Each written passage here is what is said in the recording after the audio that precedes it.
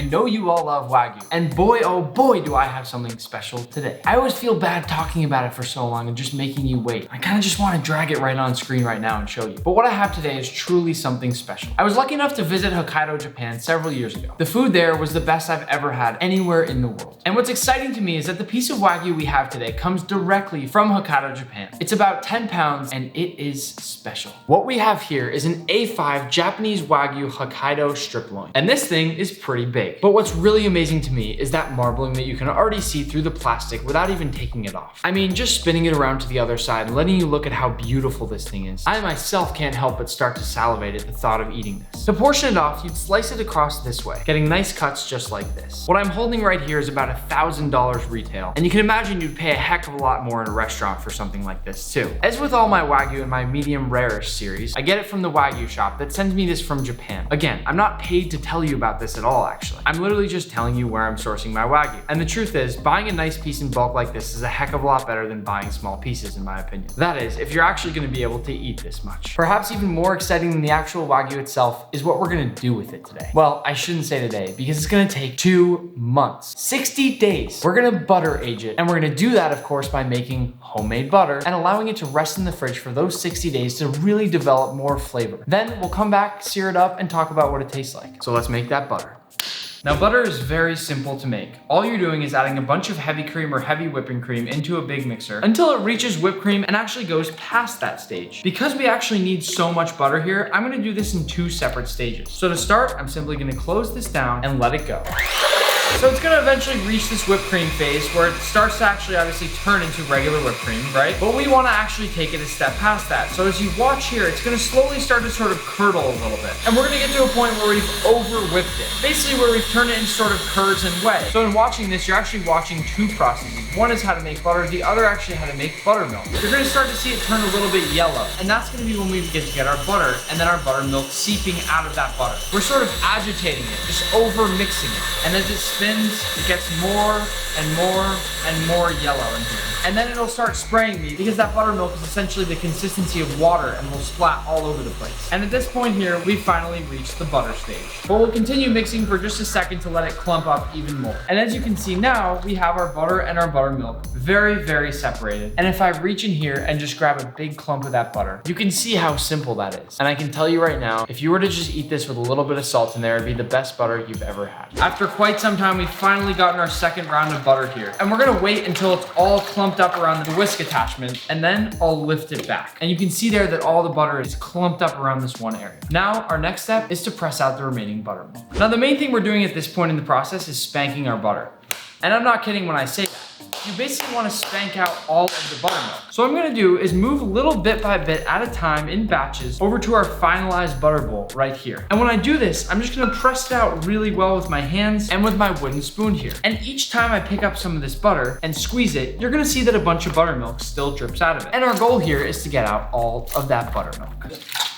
I'm gonna knead my butter now like I would a piece of bread, spanking it and pressing out all of that buttermilk. Butter, what have you done? Butter.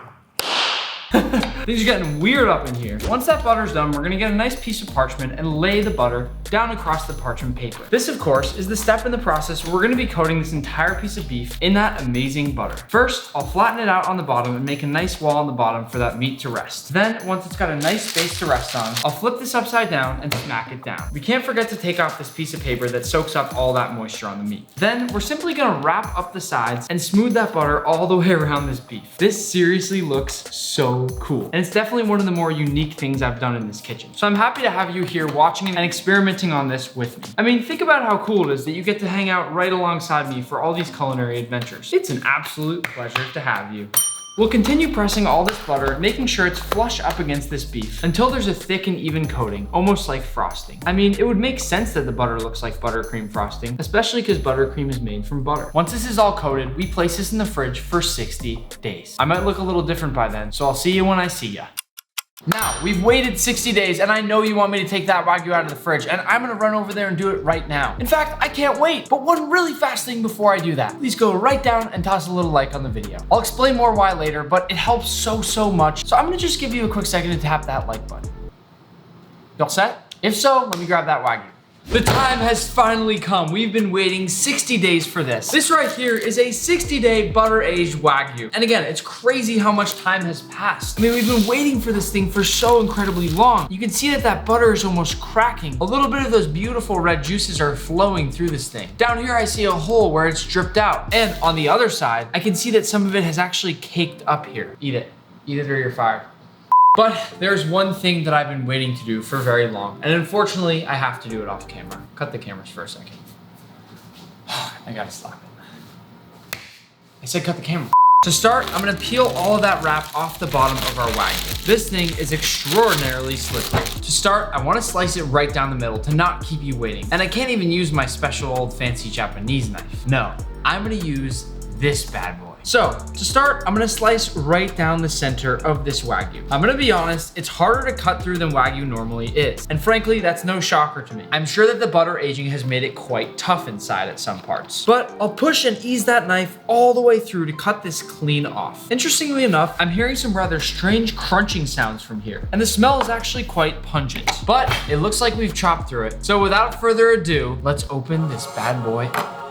Oh, wow, wee. Look at that. Now it's time to take off that butter. So I'm gonna start by seeing what I can actually just peel off by myself. Because really this butter is just a great big crust. As you can see, some of these pieces I can just take off in massive clumps. You can definitely try to save the butter if you want, although it does probably get a bunch of that mold that you may not necessarily want to eat, so I'll let you make that decision yourself. I'll flip this piece around and peel off this massive piece on the top too. It's actually quite nice that it comes off this easily. But when it starts to get really funky and cool is when you look at the top of the meat. As you can see, clearly it aged in from the outside, which is what we expect.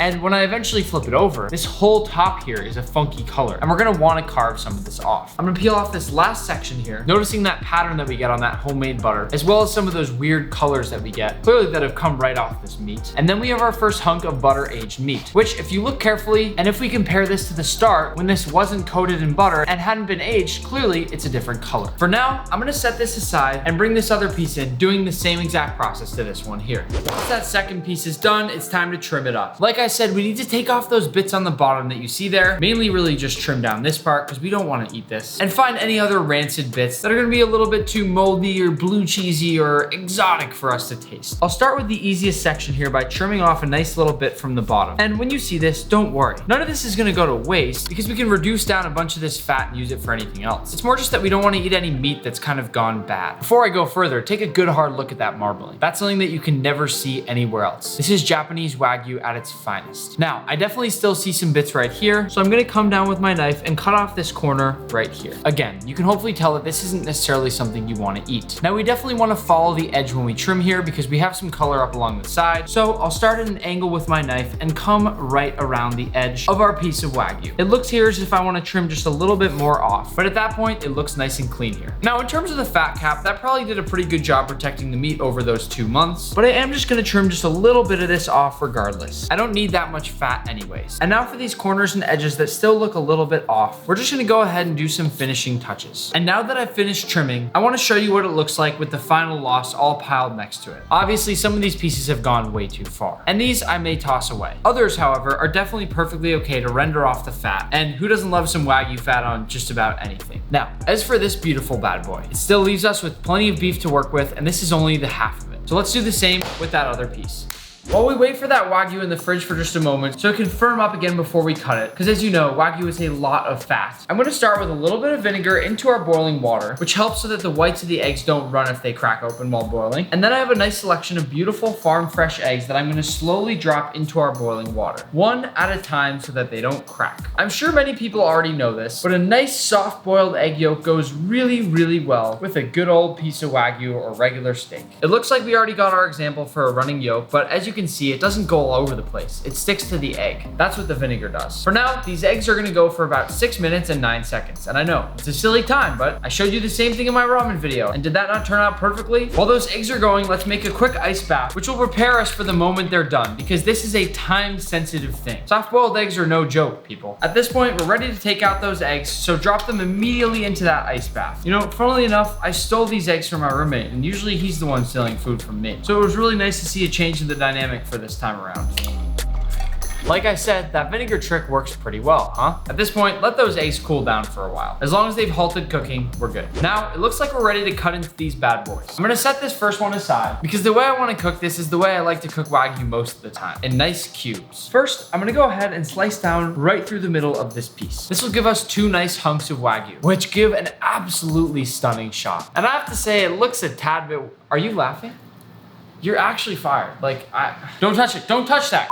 And now I'm gonna cut it into nice cubes, making absolutely sure that they're all very similar in size. To me, there's just no better way to cook Wagyu than cutting it into nice perfect cubes because it allows you to have really nice control over every single piece you're cooking. And now once they're all cut into nice cubes, I'm gonna hit it with a little bit of my flaky salt, which again, we're gonna have available in limited quantities really soon. And then I'll roll these cubes all the way around in that salt. Salt is the only thing we need to use when seasoning this Wagyu. All that butter-aged flavor is gonna really speak for itself. And there's no need to ruin that by putting all sorts of seasoning because this Wagyu, it has the seasoning. They almost now look like we've covered them in Sour Patch Kid dust, but they're ready to cook. And now I'll crank up the heat on my carbon steel pan. And if I want to, I can very lightly kiss it with some of that Wagyu fat that we tossed aside. And then we sear our Wagyu cubes.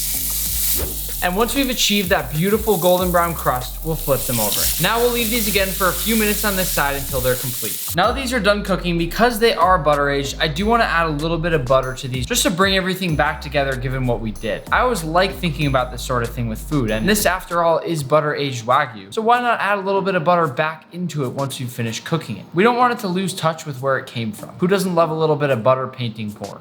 Nope. At this point, we can crack open those eggs and hope that we nailed that perfect soft boil egg. But trust me, if you followed the 6-minute, 9-second rule, you killed it. You simply crushed it. But either way, this is always gonna be a moment of truth, so let's cut open into this bad boy and appreciate that delicious yolky runniness. Oh, baby. Now it's time at this point to cut open one of these beautiful cubes. But first, listen. We absolutely killed the crust on this Wagyu, but more importantly, when I open it up, we have that nice red Wagyu, which we do not want to cook any more than this. And you can tell that it's extremely juicy with a nice crust on it. Now, I can't really help myself, so I'm gonna cut in and take a bite right now. Holy crap. I'm gonna feed you this piece of Wagyu, and if you eat it, you're not fired. To close things out, I want to sprinkle on a little bit of black flaky salt over each egg just to get some really nice color and seasoning on there. And then I want to plunge that beef right into that egg, really mixing it all together for one big delicious Wagyu bite. That right there, I can tell you right now, simply cannot be beat. And I haven't even tasted it yet. Now I know I've already talked a little bit about the flavor, but I do want to quickly say right now that that bite was something genuinely and truly special. Let's try it again. It's absurd. Honestly, I don't even know how to react. That aged Wagyu has developed a flavor unlike anything I can describe. It's got these deeper, richer, more developed notes in it, with all those same amazing qualities in Wagyu. For instance, you still have that drippy, delicious fat coming off each piece of meat. I mean, if you don't believe me, just tell me what that is. Each bite is an explosion of flavor, coating your entire mouth in that amazing fat. And the great part about this fatty Wagyu is that it's so well marbled that as that flavor melts and goes around your mouth, it travels through every possible taste bud and gives you every bit of all of that flavor. That, to me, is the coolest part. Now, it'd be nice if I can compare butter aged with regular Wagyu in this instance, but what I can tell you is this. The same way you see those changes on the Wagyu and you taste them all very clearly. The way I describe it is like this. Aged Wagyu is far richer than regular Wagyu in the sense that if given 2 pieces, you would want to have a little bit less of that aged Wagyu. The same way that if you sat a piece of Wagyu next to a piece of regular steak, you'd want to have a little bit less Wagyu. It's just too rich, too much of a treat. What I will say is this was a very fun experiment, and I hope to do more like this. What do you want me to age next? My hands are all oily, and I've got some Wagyu to finish. But I want to say thank you for watching. Please, again, toss a like on the video. It helps us so incredibly much, and the amount of time and effort and energy that goes into these videos is a lot, and it adds up really, really fast. Consider all the food, all the dishes, all the filming, and all the editing. And all we ask from you is a simple like on the video. Again, I appreciate it. In the meantime, lots of fun videos coming up, as always, so make sure you smack that subscribe button. And if you're not part of that notifications gang yet, you're really missing out. Again, I got some more Wagyu to eat, so I'll see you later.